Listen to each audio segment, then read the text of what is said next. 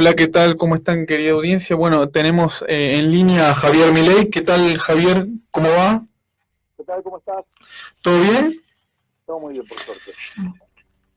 No se escucha bien. ¿Vos escuchás bien ahí? No se Yo te escucha bien escucho el audio. perfecto, yo te escucho perfecto. ¿Sí? Bueno, te quería hacer una pregunta amplia, ¿no? ¿Cómo analizás la política económica desde el 2015 hasta ahora? Desastrosa.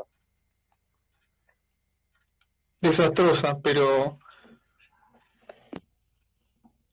Digo, los resultados ¿qué son más? evidentes, ¿no? A ver, digo, Sí. tenés menos PIB per cápita, tenés más desempleo, tenés más pobres, tenés más indigentes, tenés más inflación y además tenés un montón de deuda. Claramente, o sea, es un desastre la política económica.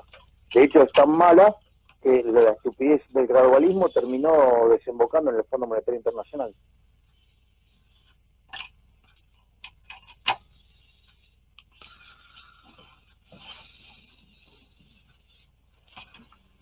¿Hola? Hola, ¿me sabés que no se escucha? A ver, a ver mi operador que tiene un problema técnico. A ¿Se ver. escucha? ¿Sí? Escucho, sí, sí, sí. Ahí está, ¿Lo conecté acá? ahí te escucho mejor. Desconectándose. A ver, te repito lo que digo. O sea, la política económica es desastrosa. El resultado habla por sí mismo. Tenés menos PIB per cápita, tenés más inflación, tenés más desempleo, tenés más pobres, tenés más indigentes y además tenés un montón más de deuda. Pero si eso no te da la pauta de que esto es un modelo desastroso, o sea, digo, ¿cómo que definimos un desastre? Está bien, está bien. ¿Y, y cómo analizás la coyuntura social, ¿no? Con el poder adquisitivo que se reduce cada vez más, que la gente tiene un déficit fiscal doméstico, no logra tener un presupuesto equilibrado y mucho menos un superávit fiscal para poder tener poder de compra, ¿no? Bueno, a ver, la cuestión del déficit fiscal. Mira, esto es muy simple. Vos, o sea, necesitas tener superávit primario para reparar la deuda. Argentina tiene déficit primario.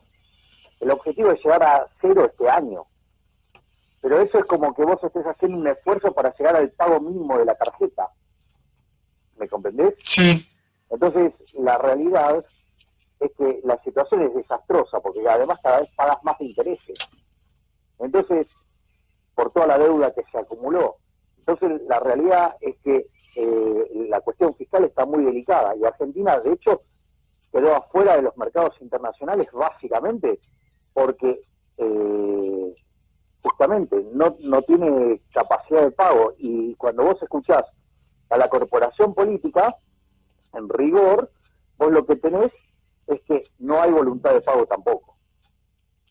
está bien. Y ponele, ¿no? Vos, para bajar la inflación, ¿qué ajustarías? ¿Qué gastos bajarías? No, la inflación es un problema de índole monetaria. Yo directamente estoy proponiendo eliminar el Banco Central. Eliminar el Banco Central. Exactamente. ¿Y el dólar a cuánto tendría que estar? No hay precio del dólar, o No sea, hay digamos, precio. el dólar, digamos, lo que vos tendrías es que alguien elegiría en qué fijar los precios en la moneda que quiera hacer las transacciones. Si vos querés fijar tu salario con tu empleador en dólares, lo harás en dólares. Si lo querés hacer en euros, lo harás en euros. O si lo querés hacer en bitcoins, lo haces en bitcoins. Y te hago una pregunta más, ¿no? ¿Cómo puede ser que haya inflación con la utilización de la capacidad instalada? ¿Por qué crees que los empresarios cobran más caro en vez de producir más? Pero de vuelta, o sea, por un lado va el problema de la inflación, y otra cosa muy distinta es lo que hacen los empresarios. El problema de la inflación es la pérdida del poder adquisitivo del dinero. Y eso puede pasar o porque aumenta la oferta de dinero, o porque cae la demanda de dinero, o porque ocurren las dos cosas a la vez. Y por eso tenés inflación. Digamos, y los empresarios en realidad no es que fijan el precio que se le da la gana. En realidad, digamos, o sea, tratan de cobrar el precio más alto posible que le resista la demanda. Es lo mismo que vos, o sea, si te van a ofrecer, no sé, 5 alternativas laborales, donde en todas vas a trabajar exactamente lo mismo, ¿con cuál te vas a quedar? Y con la que te paguen más. Bueno, los empresarios hacen exactamente lo mismo que eso. Está O sea, bien. no tiene nada de malo, es absolutamente natural. O sea, o digamos, o vos crees que una persona, por ejemplo, que entre 5 alternativas de laburo idénticamente iguales, que se quede con la que le paga más, es un delincuente. Es algo absolutamente natural. Bueno, así como lo hace, digamos, cualquier persona cuando vende su ocio en forma de trabajo, el empresario hace exactamente lo mismo. O O sea, los sea, empresarios no son los culpables de la inflación. desde la teoría marginalista, vos sabés que el trabajo es una desutilidad marginal, le brinda insatisfacción al trabajador. O sea, está regalando tiempo de su ocio por trabajar. No, pero no es que lo está regalando, lo está intercambiando, a ver, si vos querés, con su ocio, está comprando dinero para después hacer otras transacciones. Otros bienes. El ocio sería tomado como un bien. Obvio que el ocio es un bien. Está bien, para Y poder comprar y otros bienes. el trabajo es desutilidad, obviamente. Es que el trabajo es tan feo que te tienen que pagar para que lo hagas. Está bien, Pero digamos, o sea, y vos voluntariamente intervenís en la transacción para justamente poder hacerte de dinero y con ese dinero comprar otros bienes que es lo que vos querés. está bien. Y ¿cómo, la última pregunta, ¿no? ¿Cómo solucionás el tema del desempleo? Mirá, eso digamos es de lo más fácil que hay, quitándole regulaciones al mercado laboral. Aquellos países que tienen menos regulaciones laborales tienen menos desempleo. Eso digo, es un dato muy fuerte de la teoría económica. Es tan así que es una de las cosas que te enseñan en Economía 1. Pero bueno, este país es un país de retrógrados y retrasados mentales que se niegan a hacer caso de la evidencia empírica internacional. Está bien, ¿y qué país? Vos te definís como anarcocapitalista, ¿no? ¿Cuál es tu país como un tipo ideal? A ver, hay uno que se está formando que se llama Liberland, ¿sí? Lo se está formando. Pero vos lo que tenés, por ejemplo, es el índice de libertad económica. Cuanto mayor libertad económica tengas, te vas a parecer más al modelo de país que yo quiero. Es un modelo que tiene un PDI per cápita 8 veces más grande, que los pobres del país rico, libre, están 11 veces mejor que los del país pobre, reprimido, que a su vez es mejor que el 80% de la población de los países reprimidos, que tienen 40 veces menos de pobres extremos, ¿sí? Además la gente vive más. Entonces, digamos, ¿cuáles son los países que lideran ese ranking? Y bueno, son países como Suiza, como Nueva Zelanda, Australia, Irlanda, Estonia, ¿sí? Son países, Irlanda, ¿sí? Que decidieron abrazar la ciudad y la libertad y se volvieron ricos. Está bien, mis compañeros te querían hacer una pregunta. Hola Javier, ¿qué tal? ¿Qué tal, Lola? Mucho gusto. ¿Por qué estás en contra de la intervención de la economía por parte del Estado, Javier? Bueno, porque estoy en contra de que se vulneren las libertades individuales. O sea, toda intervención del Estado es violenta. Hay 3 tipos de violencia. Está lo que se llama la violencia autística, por ejemplo, que es lo que pasó en Rusia cuando se instauró el comunismo. Es decir, vos sos violentado de tus libertades sin ninguna contraprestación. ¿Me entendés? O sea, si vos no aceptabas ser parte del régimen comunista, o te asesinaban, o te mandaban a la Siberia, o te hacían una lobotomía. Eso es violencia autística, digamos. Después está lo que se llama la violencia binaria, por ejemplo, el cobro de impuestos. Vos los impuestos no los pagás voluntariamente, los pagás a punta de pistola, porque, digamos, o sea, si vos no pagás vas preso. ¿Ok? Entonces están violentando tus libertades individuales. Es decir, vos haces, y después están las intervenciones triangulares, por ejemplo, los controles de precios. Cuando vos pones un control de precios, vos lo que estás haciendo es violentar los intercambios voluntarios. Porque si yo me pongo de acuerdo con vos en hacer una transacción a un determinado precio, ¿por qué tiene que venir el gobierno a meterse en el medio? Si acaso no es algo que determinamos nosotros dos voluntariamente. Entonces, cuando se generan esas intervenciones, cualquiera de las que acabo de mencionar, se producen daños directos y daños indirectos en la economía. Y el resultado es que el bienestar de todos se empeora sustancialmente. Entonces, cuanto más intervención vos tenés en la economía, tenés mayor pérdida de libertades individuales, la economía funciona muchísimo peor. Por eso aquellos países que son más reprimidos les va tan mal. Digo, ¿querés un buen ejemplo? Venezuela. Mirá lo que son las cosas. Venezuela tiene reservas petroleras equivalentes a $1 millón por persona. ¿Sí? Digo, si vos tuvieras $1 millón para vos, o sea, a vos te faltaría para comer, a vos te faltaría, por ejemplo, el papel higiénico. Mirá las maravillas que logra el socialismo con la intervención. Digo, ni que hablar de lo que es Cuba, Corea del Norte, o que lo que fueron cualquiera de los países detrás de la cortina de hierro, ¿no? Lo que fue comparar, por ejemplo, la Alemania capitalista contra la comunista, lo que fue Austria contra Hungría, o sea, cualquiera de los casos que tomes. Entonces, el sistema de la libertad es un sistema que genera prosperidad. El problema es que hay dos cuestiones. Una es que tiene mala prensa. ¿Por qué tiene mala prensa? Porque reconocer el sistema de la libertad implica ir en contra de los beneficios de los políticos. Entonces los políticos, o sea, si hay algo que detestan es a los liberales. Entonces, toda, por ejemplo, la educación, que es regulada por el Estado, está formateada para que la gente odie el liberalismo y para que idolatre al Estado. Ajá. O sea, y eso lo ves muy claramente en los contenidos y lo que son, digamos, la educación, ¿no? Bueno, otra pregunta que se me ocurrió, ¿no? De tu postura anarcocapitalista, para vos en unos años, ¿estaremos frente a una posible desaparición mundial del Estado? ¿Pensás que esto sería posible? ¿Una sociedad donde solo haya mercado y no haya Estado? Bueno, a ver, lo primero que hay que entender es...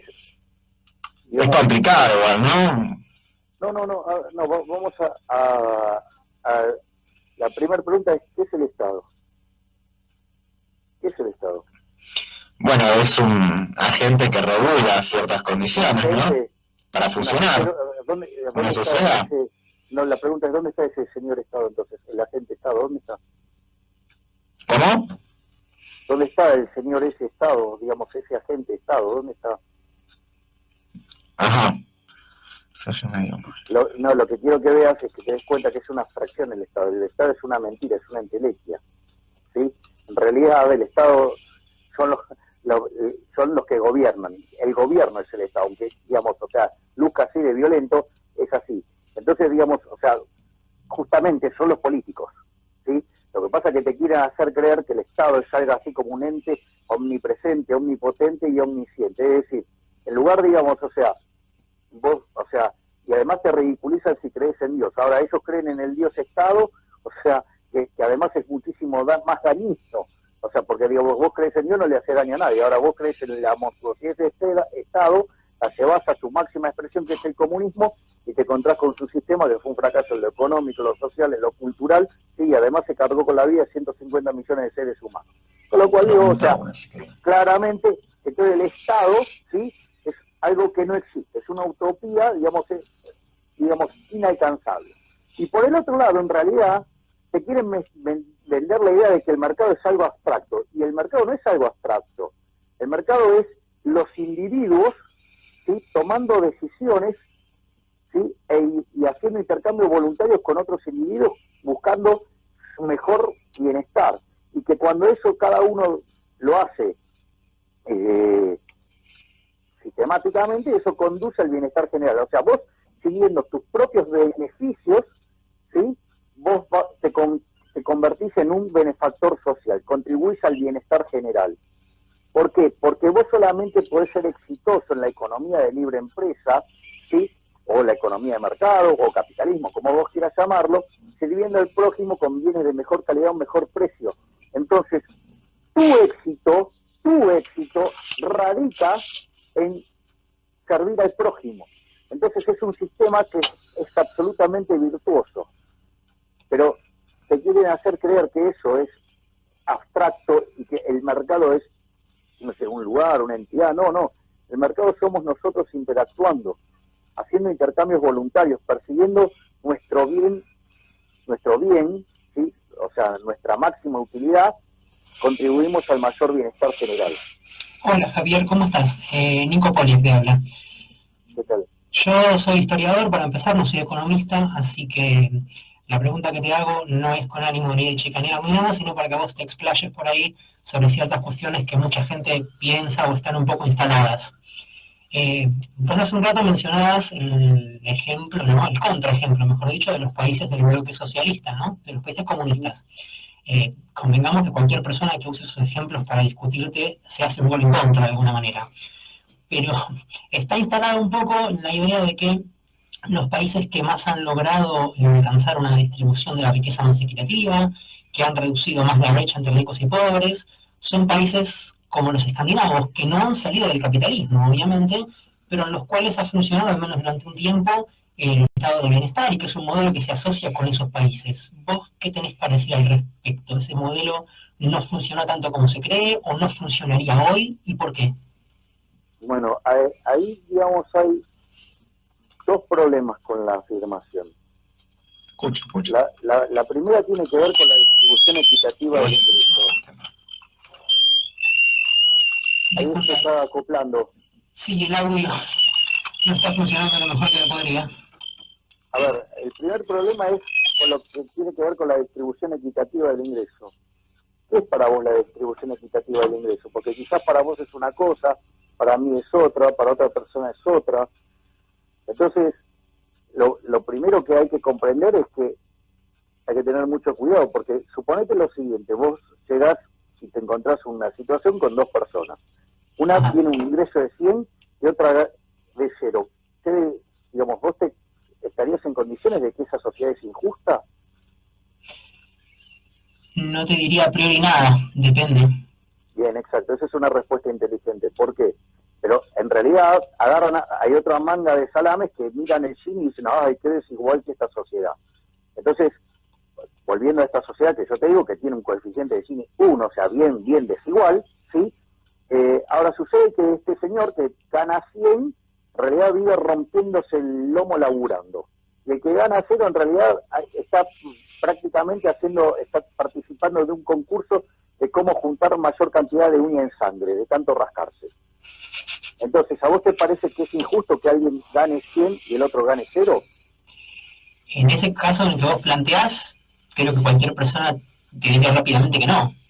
Ahora, y cuando vos pero hay gente que llega como un paracaidista, que agarra y le saca a uno y le quiere dar a otro. O sea, se lo roba a uno para dárselo al otro. Con lo cual, o sea, lo segundo que tendríamos que preguntarnos es si, por ejemplo, estás a favor del robo. ¿Estás a favor del robo? lo mismo, así a priori te diría que no. Ok. Bueno, yo digamos, o sea, mi respuesta acá es contundente. No, yo estoy en contra del robo. ¿Estás a favor del trato desigual frente a la ley? Pero ¿Castigando el que trabaja y premiando el vago? En ese sentido, Javier, vos considerás... No, yo estoy siendo muy concreto, porque estas preguntas, o sea, no son triviales, porque van al trasfondo filosófico. Es decir, hay una cuestión, ¿vos estás a favor de la envidia, el odio, el resentimiento, el trato desigual frente a la ley, el robo, sí, y el asesinato? No. ¿Sí? Esos son los conjuntos de valores que están subyacentes detrás del socialismo. Bueno, digamos, o sea, cuando vos te pones a mirar la distribución del ingreso, lo primero que habría que hacer es que la gente, digamos, que quiera opinar sobre ese tema, por lo menos estudie sobre cómo se forma el ingreso, qué es lo que determina el ingreso. Y ahí, esto también es muy interesante, porque te remonta, ¿sí?, a estudiar la teoría del valor. Entonces, cuando vos te enfrentás con la teoría del valor trabajo y la teoría subjetiva del valor, eso te va a permitir entender cómo, digamos, el capitalismo es el único sistema que es justo. Es decir, es moralmente superior, ¿sí? Porque, digamos, vos solamente podés ser exitoso en el capitalismo sirviendo al prójimo, conviene mejor calidad o mejor precio. Punto 1. O sea, con lo cual nadie, ¿sí?, en su sano juicio podría decir que es una distribución equitativa o no. ¿Sí? Ese es el primer punto. El segundo punto es el caso de los nórdicos. Entonces, yo siempre hago el ejemplo con Suecia, porque es el más divertido de todos. Suecia, digamos, llega a ser un país muy importante y decide implementar el estado del bienestar. En esa locura termina llevando la presión fiscal al 75% del PBI. Y quiebra. Es decir, a fines de los 80, el estado del bienestar sueco quebró literalmente. A partir de ahí, Suecia empieza a hacer un conjunto de reformas estructurales pro mercado. Hoy la presión fiscal en Suecia es del 40%.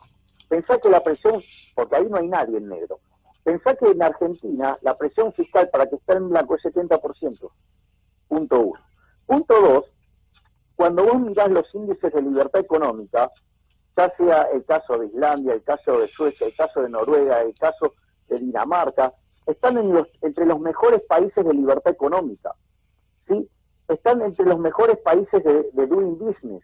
Están entre, fíjate esto, vos sabés que esos países no tienen indemnización por desempleo y tampoco tienen leyes de salarios mínimos. Entonces, digo, me parece que no se conoce bien el caso nórdico. Se añora el caso nórdico que terminó en la fiebre y se olvidaron de mirar qué pasó después de los 80.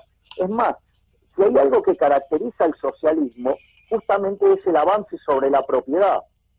¿Sí? O sea, digamos, la falta de respeto a la propiedad privada. Y cuando vos tomás los mejores países en respeto a la propiedad privada, ¿sabes quiénes están? Los nórdicos. Es decir, con lo cual no es cierto que los países nórdicos apliquen socialismo. Es decir, fíjate que hay una conferencia del primer ministro de Dinamarca en Harvard, y dice, basta de decir que los nórdicos somos socialistas, nosotros aplicamos economía de mercado. Lo que pasa es que en la prestación de algunos bienes, digamos, que se consideran bienes públicos, o sea, que para mí es una mala definición, pero es una definición estándar, digamos, ellos dicen, bueno, le encontramos otro mecanismo. Es decir, por ejemplo, en Suecia, ¿sí?, funciona, por ejemplo, el sistema de vouchers en la educación. Vos llegás a proponer acá el sistema de vouchers y cualquier socialista te pone el grito en el cielo. Y vos decís, che, pero vos no querés el modelo de los nórdicos. O sea que, según vos planteás, acá lo que hay es un desconocimiento fundamental de cuál es la situación de estos países. Pero totalmente, amigo, ¿cómo no va a haber desconocimiento fundamental? A ver, pensá esto. Hay un montón de venezolanos en Argentina que escaparon del régimen asesino de Maduro. Frente a la posibilidad de que cayera, se manifestaron enfrente de la Embajada de Venezuela. Las agrupaciones retrógradas de izquierda que viven en Argentina y de espalda a los datos, fueron y los cagaron a palos por quejarse por Maduro. Sí, lo vi. Bueno, entonces, a ver, el tipo que usó de eso dice que es un espanto. Los que están acá, que son socialistas de cafetín, van y los cagan a trompadas diciéndole, no, ustedes están equivocados. En realidad Venezuela es un paraíso. Y bueno, man, es decir, entonces, ¿cómo pretendés, digamos, que las cosas, tener una discusión razonable con gente absolutamente descolocada de la realidad que literalmente se cagan los datos? O sea, ¿me comprendés? Es decir, básicamente el problema está ahí. O sea, el debate está totalmente contaminado en este país. Es decir, la gente debate sin tener conciencia de ningún número. Entiendo, Javier. Igual, bueno, acá vuelvo a hablarte, ¿viste? Igual tengo algo que comentar, ¿no?, con respecto a esto. Viste que hoy en día se habla mucho de las medidas de Donald Trump, ¿no? Y él le da importancia al intervencionismo económico. ¿No te parece que Trump está haciendo bien las cosas en Estados Unidos? ¿No deberíamos aprender algo de Trump acá? Sí, pero el problema es que se está haciendo una mala lectura de Trump acá, ese es el problema. A ver, por ejemplo, cuando hablan de Trump como proteccionista, es no saber es no entender lo que está pasando, o sea, no es entender la discusión que viene teniendo el mundo desde hace por lo menos 10 años, ¿sí?, que son todas las discusiones del G20. Suponete lo siguiente, vamos a hacer esto. Nosotros estamos en el Mercosur, ¿sí? Te lo hago con ejemplos para que resulte más fácil. Suponete que nosotros importamos computadoras. Ya no producimos computadoras, ahora tenemos que importar. Entonces vos tenés una computadora en Estados Unidos, súper, que cuesta $1.000. Y en Brasil hacen una computadora media pedorra por $1.500. Pero como nosotros estamos en una unión aduanera con Brasil, entonces, ¿qué es lo que pasa? Agarran y le ponen un arancel del 100% de las computadoras que vienen de Estados Unidos. La pregunta es, ¿esa unión aduanera perjudica o favorece a los argentinos? Bueno, es una buena pregunta, ¿no? Igual, de una manera, le permite dinamizar la economía, ¿no? Porque es un socio comercial de la Argentina. Pero es falso eso. Es falso. Vos estás perjudicando a los argentinos.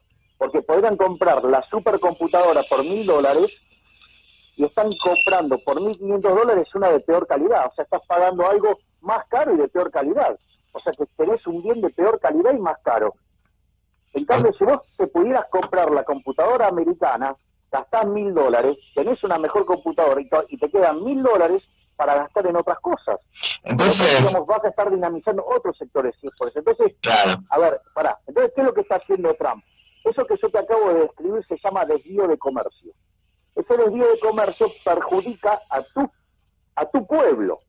Es decir, entonces un presidente que se ocupa por el bienestar de la población de su país debería eliminar los desvíos de comercio. Por eso todos los despelotes con México. Punto 1. Lo que tiene que ver con China es una cosa todavía muchísimo más complicada, que tiene que ver con la política monetaria de China. Cuando vos sos un país grande... La guerra comercial. Sí, claro, exacto, pero la guerra comercial tiene una arista que tiene que ver con la política monetaria. O sea que es un problema monetario la guerra comercial. Tiene una contraparte monetaria.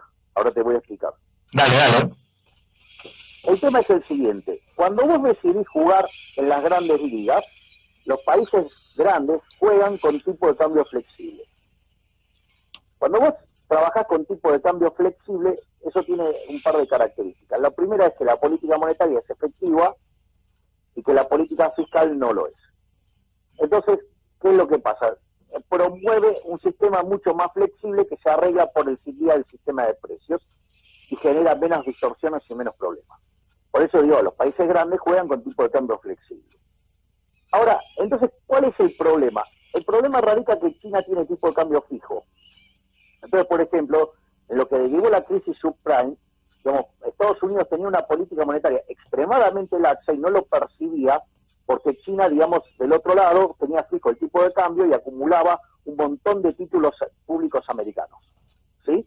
O sea, entonces se genera este problema que se llamaba el del desequilibrio global, y es que China tenía un déficit, un superávit brutal de cuenta corriente y la contracara era un déficit tremendo en Estados Unidos y Europa estaba neutro. ¿Sí? Digamos, entonces, digamos, el problema entre China y Estados Unidos tiene que ver con la corrección del desequilibrio global. Entonces, lo que le dice Estados Unidos, y que en realidad es el G20, lo que pasa es que el resto se hacen los salames y los mandan de frente a Estados Unidos, es que, mirá, negro, agarra y corregí esto, porque no se puede vivir así, porque, digamos, se generan distorsiones de las señales de precio que generan problemas. Entonces, lo que le dice Trump es lo siguiente. Si vos no corregís tu política cambiaria, o sea, vos querés jugar en las grandes ligas, vos querés que te den estatus de economía de mercado, ok, me parece bárbaro. Estamos felices de que te unas al mundo civilizado, nos encanta. Pero en ese mundo civilizado, digamos, cuando vos tenés un tamaño como el que tenés vos, jugás con tipo de cambio flexible. Ajá. Entonces, ¿qué es lo que pasa? China no quiere flexibilizar su política cambiaria. Entonces, si China no quiere flexibilizar su política cambiaria, ¿qué le dice Trump? Te voy a meter aranceles. Digamos, muy fácil. Entonces, no es que es... Porque ¿sabés qué es lo que pasa? Cuando vos tenés esta situación donde Estados Unidos tiene tipo de cambio flexible, la política monetaria, digamos, se vuelve efectiva.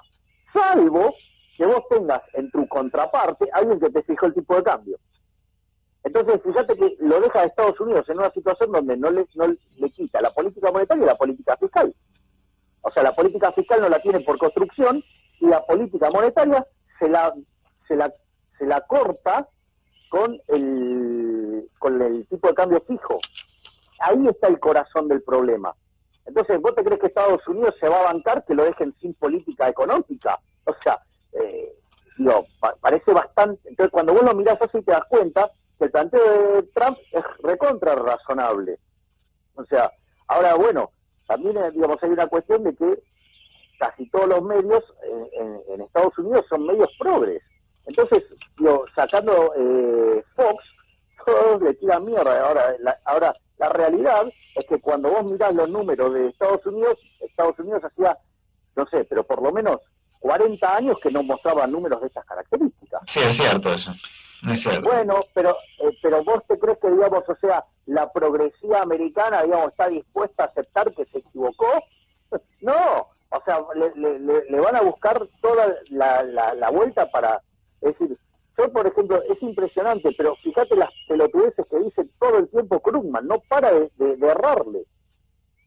O sea, y ni que hablar del delincuente de Stiglitz, ¿no? Que directamente es un delincuente. Javi, te hago la última pregunta.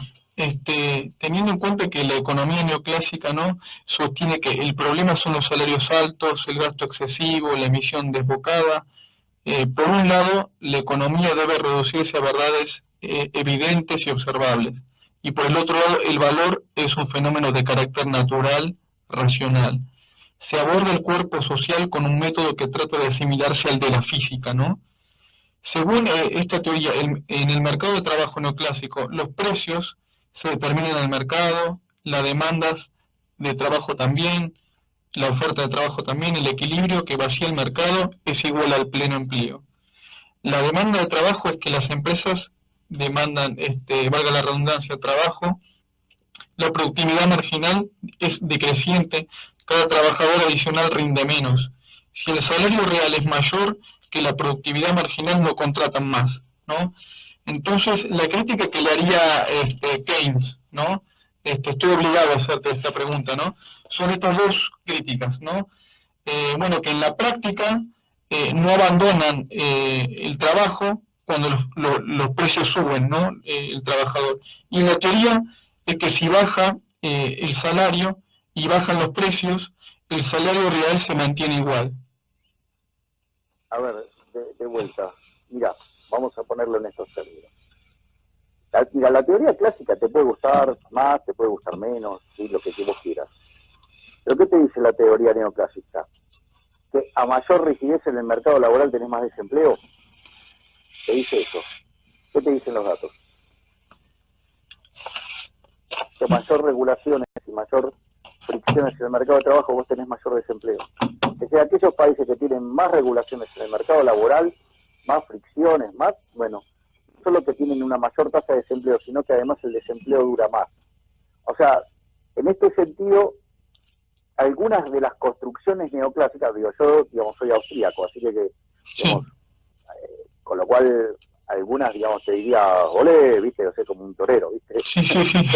Pero, digo, al margen de eso, o sea, yo, digo, como he dado clases de microeconomía desde los 20 años, digo, te las voy a contestar también. Pero lo que vos tenés que comprender es la construcción de la teoría, digamos, y cómo trabaja los efectos empíricos. Y a los efectos empíricos trabaja, porque o vos conocés a alguien que a mayores salarios contrate más gente. ¿Me entendés? O sea, no existe. Es decir, el problema, vos sabés que está muy bueno este planteo, porque en realidad vos tenés que ir a toda la epistemología relacionada con el uso de las matemáticas en la economía. Sí. Entonces, yo, digamos, mi gran crítica hacia la economía neoclásica es que de repente adopta determinados patrones, no porque sea algo razonable, sino porque se condice con una estructura matemática. Está bien. Y en eso yo estoy de contra. O sea, digo, como especialista en crecimiento, digo, no puedo dejar de estar en contra, porque, o sea, con la construcción neoclásica convencional, digamos, vos te generás te quedás sin crecimiento. Está bien. Porque vos porque la construcción neoclásica tradicional te genera funciones de producción estrictamente cóncavas, ¿sí? O en el mejor de los casos, lineales. Y en realidad cuando vos mirás la evidencia empírica acerca del producto per cápita en la historia de la humanidad, digamos, justamente vos te encontrás con la presencia de rendimientos crecientes. Entonces, ahí el aparato neoclásico, digamos, como trabaja con formatos inadecuados, genera resultados extraños, por decirlo de alguna manera, que los deja frente a un problema de mal abordaje, si vos querés, no empírico, pero sí es como que la teoría te queda un poco media rara, ¿me comprendés? Sí, sí, sí. O sea, que creo que ese en el fondo, digamos, el punto que estás planteando, o sea, y todo esto, tiene que ver con el óptimo de Pareto, y tiene que ver, digamos, con qué parte del modelo de Adam Smith te quedaste y cómo lo tomaste. O sea, el modelo de Adam Smith era rendimiento creciente, que es la fábrica de alfileres, ¿sí? Y orden espontáneo y la mano invisible, si vos querés. Y cuando llegó el momento de elegir una u otra, digamos, para derivar el óptimo de Pareto, como vos tenés que derivar un máximo, entonces te resultaba mucho más cómodo trabajar con funciones, ¿sí?, digamos, estrictamente cóncavas. En ese contexto, digamos, la economía neoclásica, para satisfacer una necesidad matemática para derivar el óptimo de Pareto, ¿sí?, al cual desprecio profundamente como concepto, ¿sí?, prefirió tirar a la mierda la idea de la fábrica de alfileres, y de la mano invisible lo convirtió en un problema de optimización. Está O bien. sea, entonces todas esas cosas que te hacen ruido con la teoría económica, tenés razón que te hagan ruido, porque hay un problema de que la teoría económica forzó su curso para derivar determinados resultados matemáticos. Y también hay otra, Javi, que te quería decir, era, bueno, el desempleo voluntario y friccional. Viste que en Estados Unidos está el 2 o 3% de masa desempleada que salen de un trabajo a otro, ¿no? Y Eso ellos, no se llama tasa natural de desempleo, es el tiempo en el cual, digamos, una persona, digamos, deja un empleo y consigue otro. Eso, digamos, tiene sentido, o sea, es la tasa normal de desempleo, claro, no se sí, llama sí. tasa natural de desempleo. Bueno, y paso a la otra, ¿no? Estoy obligado, no soy marxista ni nada de eso, ¿eh? No, yo no te, por mí podés ser lo que quieras. No, O sea, por pero mí podés ser lo que quieras. O sea, es que yo no acá, tengo ningún problema, vos podés ser lo que quieras. O sea, vos me preguntás, yo te contesto. O sea, yo digamos, o sea, mientras que no me falte ese respeto, te voy a contestar con respeto. O sea, no, mirá, la crítica que hacen los marxistas es que, bueno, que el ser humano modifica consciente y voluntariamente la naturaleza para sacar esos recursos y realizarse también a sí mismo, ¿no? Y también que el salario es una forma particular del trabajo, ¿no? Y que, a ver, yo abordo la pregunta ya. Porque yo no discuto con gente que adhiere a la teoría del valor trabajo. O sea, me parece una estupidez la teoría del valor trabajo. Fue aniquilada por Menger en 1871, por Jevons y Balrà, digamos, sí. Y el sistema marxista fue refutado, por von Bauer. Listo, o sea, basta. listo. O sea, nada que parta de la teoría del valor trabajo puede funcionar bien. O sea, tenés un problema de teoría del valor. Por eso yo digo, si recapitulan en una parte cuando estuvimos hablando de la distribución del ingreso, yo fui muy claro y dije que en realidad el problema tiene su origen en la teoría del valor cuando se discute lo de la distribución del ingreso. Uh-huh. Y ahí mencioné, por un lado vas a tener los que adhieren a la teoría del valor trabajo, por otro lado, a la teoría subjetiva del valor. Entonces, y ahí es donde arrancan todas las confusiones. O sea, la verdad es que yo no voy a perder tiempo discutiendo teoría del valor trabajo. No, está bien. ¿Me comprendés? Sí, no hay problema. Ese es el punto. Y te hago la última pregunta para ir cerrando. Más como 5 últimas preguntas. Bueno, a mí me gustaría hacer una pregunta más amena, más personal, pero no sé si me permite, Fernando. Sí, dale. Es una gran curiosidad que tengo personal, Javier. Sí. ¿Me escuchás? Sí, te estoy escuchando. Bueno, ¿viste que vos fuiste a la Shigoku como el Capitán Cap? Como el General ANCAP, sí. ¿A vos te gusta el anime, Milei? ¿Sos fanático? ¿Vas a los eventos?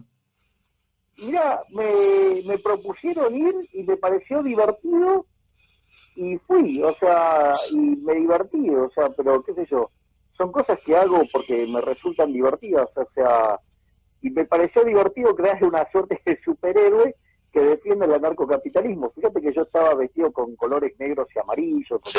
O sea, digamos, bueno, a mí me parece que vos tenés que tratar de divulgar las ideas de la mejor manera que puedas y siempre y cuando te resulte divertido.